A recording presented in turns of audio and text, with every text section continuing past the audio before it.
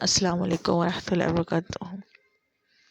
ایک نئی ویڈیو کے ساتھ کلثوم سردار آپ کی خدمت میں پھر حاضر ہے، اور آج میں آپ کو بتاؤں گی کہ خوف کیا ہے، نفس کس طرح ہمارے اندر خوف کریٹ کرتا ہے۔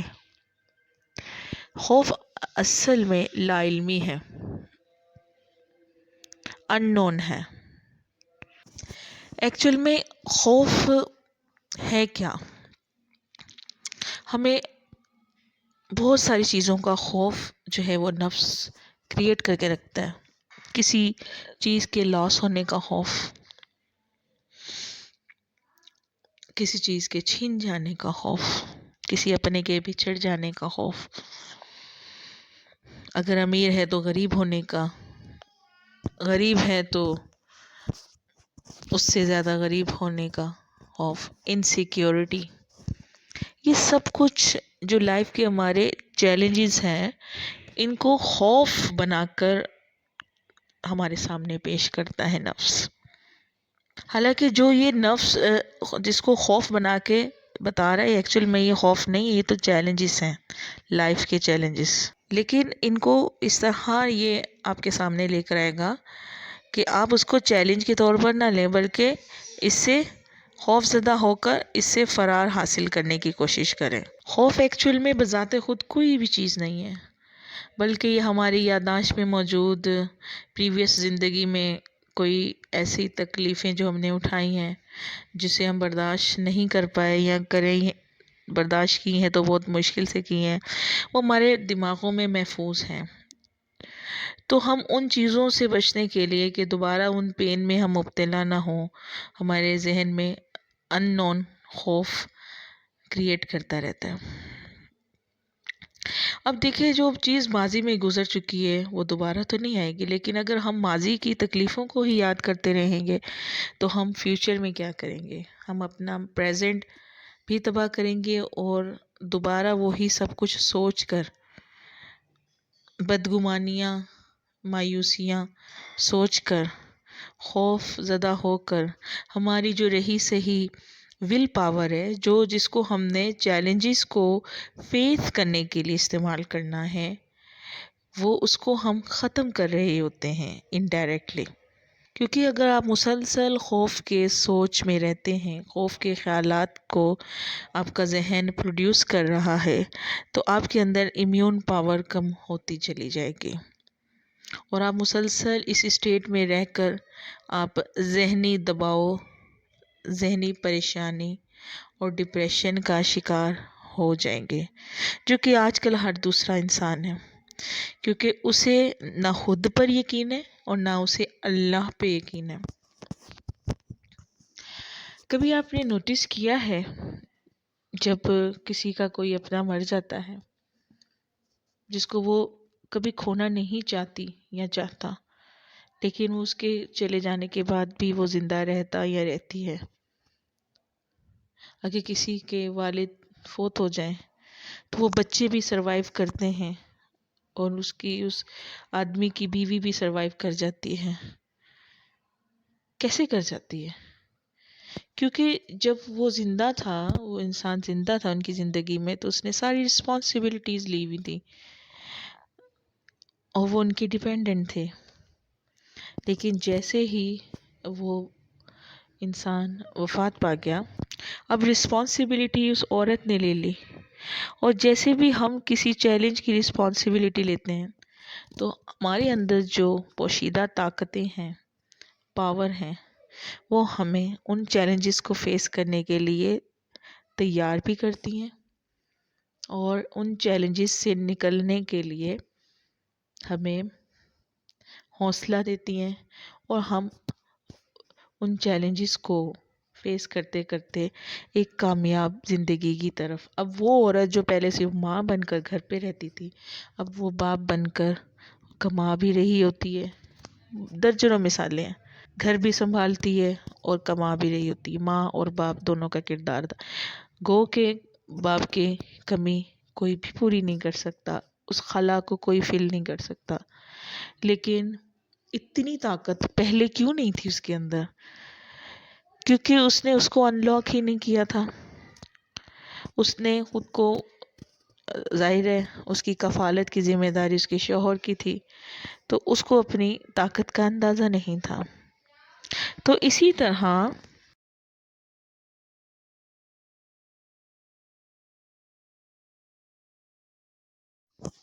اب ہر انسان اگر سوچے تو اس کو بھی اپنے بارے میں اگر وہ سوچ رہا ہے تو سوچے گا کہ ماضی میں کبھی اس کے اوپر کوئی ایسی بات یا ایسی مشکل گھڑی آئی ہے کہ وہ کام جو اس نے کبھی زندگی میں نہیں کیا وہ اب کر سکتا ہے یا اس نے کر گزرا.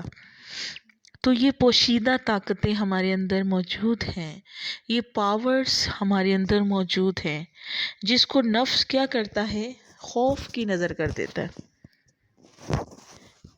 سو اپنے آپ پر بلیو رکھنا، یہ، اور اللہ پہ بلیو رکھنا اور اچھا سوچنا اور پازیٹیو سوچنا، یہ ہمیں انزائٹی ڈپریشن سے دور رکھے گا.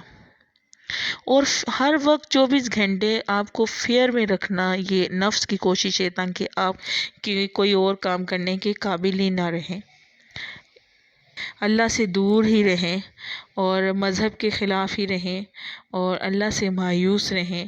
اور اللہ تعالیٰ سے دور رکھنے کا یہ بھی ایک حربہ ہے جو نفس آپ کو اس میں ہر وقت انوالو رکھتا ہے. اب جو فیئر کی کنڈیشن ہوتی ہے اس میں نروس سسٹم پر بہت دباؤ ہوتا ہے، جس کی وجہ سے یہ انزائٹی اور ڈپریشن کے دورے پڑتے ہیں. ایکچوئل میں اس دباؤ کی وجہ سے ہمارا جو جسم ہے وہ فائٹ اور فلائٹ موڈ میں چلا جاتا ہے. فائٹ اور فلائٹ، لڑو یا بھاگ جاؤ. یا تو ہم اس ان نون فیئر سے لڑنے بھرنے کے چکر میں ہوتے ہیں، تو چونکہ وہ ان نون ہوتا ہے، ہمیں نظر نہیں آ رہا ہوتا، ہم اس سے تلاش کرنے کی کوشش کر رہے ہوتے ہیں، ہمیں پتہ ہی نہیں چل رہا ہوتا کہ ہمیں خوف کس چیز سے ہے، تو اپنی انرجی اس طرح ویسٹ کرتے ہیں. یا پھر ہم اس سے بھاگنا چاہتے ہیں، ہم چلے جانا چاہتے ہیں. اور ان سارے چکروں میں ہوتا یہ ہے کہ انسان بے قابو ہو جاتا ہے، وہ ڈپریشن کا مریض ہو جاتا ہے، وہ کبھی آن ہو جاتا ہے کبھی آف ہو جاتا ہے. اس کے گابا ریسیپٹرز، جس کی ذمہ داری میسیجز کو پہنچانے کی ہوتی ہے، یہ ایک نیورو ٹرانسمیٹر ہے. تو یہ جو گابا ریسیپٹر ہے، جو نیورو ٹرانسمیٹر، اس کا کام پیغام پہنچانا ہوتا ہے نا نروس سسٹم میں.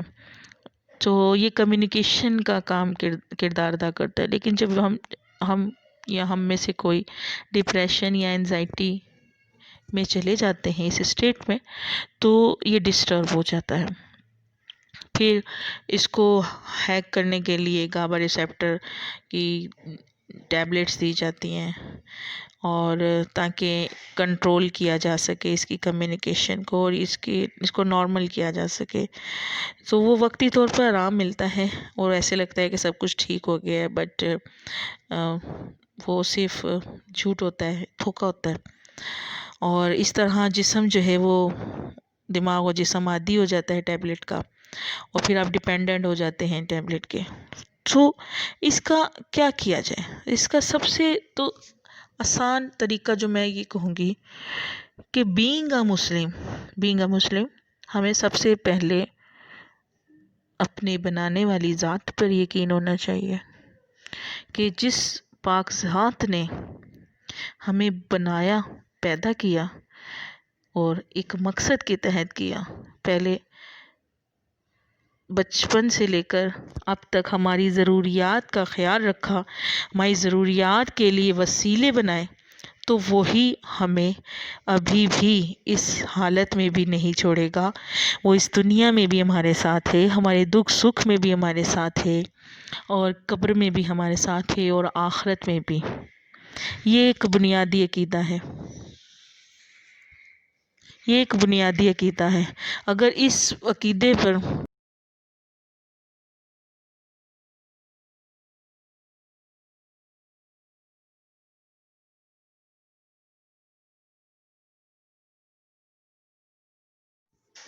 ہمیں پکا یقین ہو، کامل یقین ہو، تو ہم کبھی بھی نفس کے اس وار میں نفس کو کامیاب ہونے نہیں دیں گے۔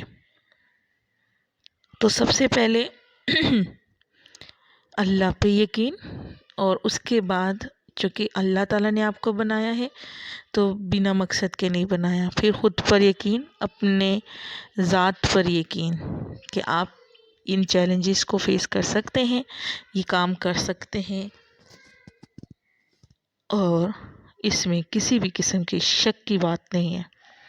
یقین کریں اللہ تعالیٰ نے انسان کو جو بھی دکھ اس کی زندگی میں دینا ہے یا جو بھی دیتا ہے، جو بھی مسائل، جو چیلنجز ہوتے ہیں، وہ اس کو مضبوط کرنے کے لیے آتے ہیں، اس کی امپروومنٹ کے لیے آتے ہیں، تاکہ وہ ایگزامز پاس کر کر کے آگے بڑھتا جائے۔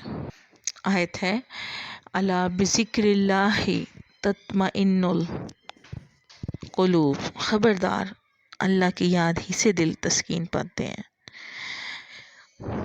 سورۃ الرعد آیت نمبر 2۔ کسی کو بھی انزائٹی ہے، ڈپریشن ہے، کسی کو بھی اپنے آپ پر یقین نہیں ہے، بھروسہ نہیں ہے، یا وہ ارد گرد کے ماحول کی وجہ سے، اپنوں کی باتوں کی وجہ سے، اپنوں کے تانوں کی وجہ سے تنگ آ کر سائیکالوجیکل ڈس آرڈر میں جا چکا ہے، اسے کوئی سائیکالوجیکل ڈس آرڈر ہو چکا ہے، تو وہ اللہ تعالیٰ کی نعمتوں کا زیادہ سے زیادہ ذکر کرے اور شکر ادا کرنا شروع کرے۔ یہ میں آپ کو علاج بتا رہی ہوں، آپ کو علاج بتا رہی ہوں کہ سب سے پہلے اللہ تعالیٰ نے جو بھی نعمتیں دی ہیں ان کو ایک کاپی پر لکھیں، اور ان کو لکھ کر ان کو کاؤنٹ کریں۔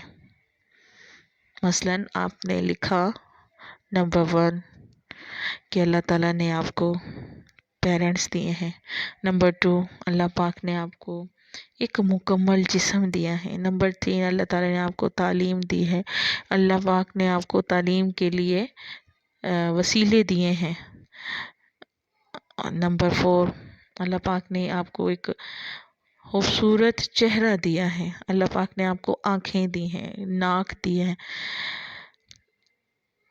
کان دیے ہیں، خوبصورت دل دیا ہے، آپ کو گردے دیے ہیں، آپ کا ڈائجسٹو سسٹم صحیح کام کر رہا ہے، آپ کا بلڈ پریشر صحیح ہے، آپ کا دل پراپرلی کام کر رہا ہے، الحمدللہ آپ کا اپنا گھر ہے۔ اگر کسی کے پاس اپنا گھر نہیں ہے، کرائے پر ہے، تو بھی اس کا اپنا ہے، سڑک پہ تو نہیں ہے نا، سڑک پہ تو نہیں پڑا ہوا، لوگ تو سڑکوں پر بھی ہوتے ہیں، سڑکوں پہ بھی زندگی گزار رہے ہوتے ہیں، روڈ پر زندگی گزار رہے ہوتے ہیں۔ ان نعمتوں کو لکھیں اور پھر اس کو کاؤنٹ کریں، آپ یقین کریں رجسٹر بھر جائے گا، نعمتیں ختم نہیں ہوں گی۔ اور جب آپ کا رجحان ان نعمتوں کی طرف ہوگا، اس کی کاؤنٹنگ کی طرف ہوگا، تو آپ کا دل اندر سے شکر ادا کرے گا کہ میرے پاس تو اتنا سب کچھ ہے، اور یہ سب کچھ مجھے بغیر مانگے دیا اللہ پاک نے۔ اب جیسے ہی آپ اس طرف آئیں گے تو آپ کی جو اینزائٹی یا ڈپریشن یا ٹینشن ہے نا، وہ اسٹیٹ ٹوٹنا شروع ہو جائے گی، اور آپ نارمل روٹین کی طرف آنا شروع ہو جائیں گے۔ اب یہ کام آپ نے جو کاؤنٹنگ کر کے لکھی ہے نا، یہ نعمتیں آپ نے دن رات، اس کا صبح ایک بار، دوپہر اور ایک بار رات کو سونے سے پہلے اس کو پڑھنا ہے آپ نے۔ پھر دیکھیے کہ آپ کس طرح اس ڈپریشن اور انزائٹی سے باہر آتے ہیں۔ ایک تو یہ چیز ہے جو بغیر میڈیسن کے میں آپ کو بتا رہی ہوں کہ آپ جو نفس آپ کو بہکا رہا ہے، چیزوں میں الجھا رہا ہے، آپ کس طرح انزائٹی ڈپریشن سے نکل کر آپ گریٹیٹیوڈ والی اسٹیٹ میں آ جائیں گے۔ اب ہوگا کیا؟ جیسے ہی آپ کی اسٹیٹ بدلی اور آپ نے گریٹیٹیوڈ یعنی شکرانے والی اسٹیٹ میں آپ آ گئے، تو اب چونکہ آپ کا جسم ایک میگنیٹ کی طرح کام کرتا ہے، ایک میگنیٹ کی طرح، ہمارا جسم میگنیٹ کی طرح کام کرتا ہے. تو اب چونکہ آپ پازیٹیو چیزوں کے بارے میں سوچ رہے ہیں، نعمتوں کے بارے میں سوچ رہے ہیں، تو اب آپ کے اندر سے جو ویوز نکلیں گی یا جو تھاٹس نکلیں گے وہ پازیٹیو ہوں گے. اور یہ تھاٹ جب نکلیں گے تو اعتراف میں پھیل جائیں گے، یونیورس میں پھیلیں گے، اور اپنے میچنگ فریکوینسی، پازیٹیو فریکوینسیز کو اپنے ساتھ لے کر آئیں گے.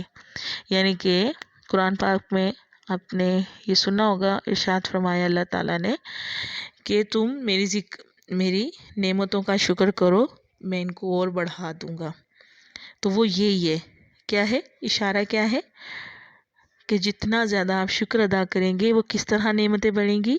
میں نے آپ کو سائنٹیفکلی پروف کر کے بتایا کہ your body is like a magnet, اور یہ کس طرح کے سگنلز پروڈیوس کرے گی. اگر آپ نیگیٹو سگنلز پروڈیوس کریں گے، نیگیٹو تھاٹ کریں گے، تو نیگیٹو چیزوں کو آپ کی طرف اٹریکٹ کر کے لے کر آئے گی. اور اگر آپ پازیٹیو کریں گے تو یہ پازیٹیو چیزوں کو آپ کی طرف لے کر آئے گی. تو جس طرح کی نعمتیں آپ کے پاس ہیں اور جو آپ کو اپنے لائف میں اور نعمتیں چاہیے، تو جب آپ پرانی جو نعمتیں آپ کے پاس موجود ہیں ان کا ذکر کریں گے، ان کا شکر کریں گے، تو اللہ پاک آپ کو اور عطا کرے گا. اس سے ہوگا کیا، آپ اینزائٹی، ڈپریشن، پریشانی سے فوری طور پر نکلیں گے.